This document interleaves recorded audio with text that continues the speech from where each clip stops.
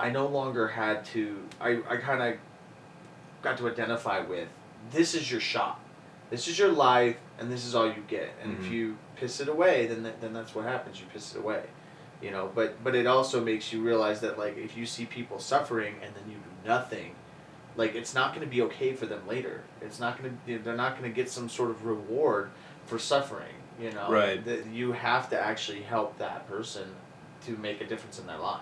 It's the opposite of the meek shall inherit the earth. I mean, they will never inherit anything in this case unless you really help them. Exactly. And it's also a matter of, like, if you're in a bad situation, you want to get out of it, you have to fucking work for it. You can't just sit there and be like, well, you know, God's going to help me out, or things going to get better. Maybe sometimes they do. Maybe sometimes they get better on their own. But 9 times out of 10, it takes work. And if you actually sit there and pretend that God's going to help you out, then either A, you're going to do the work and give God the credit, or B, you're not going to do the work and it's not going to get better.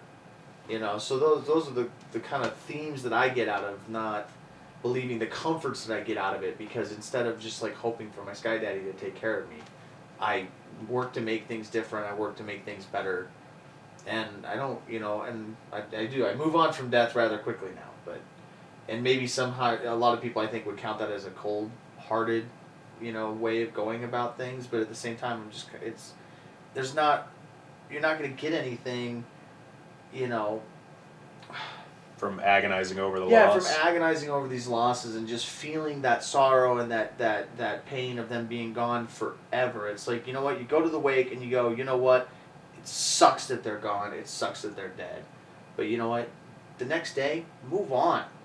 Because I watched my mom, like, grieve for, like, 9 fucking months. And it's strange to me to think that,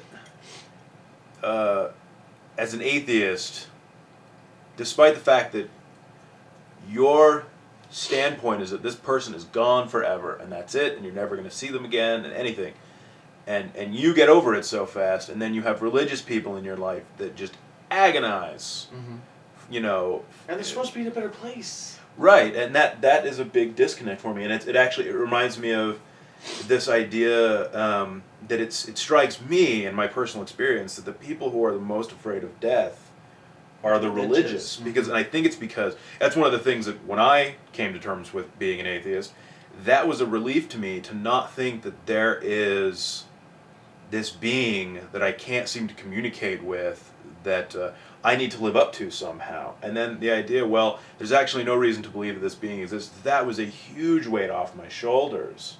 Because I was no longer like, am I living up to it?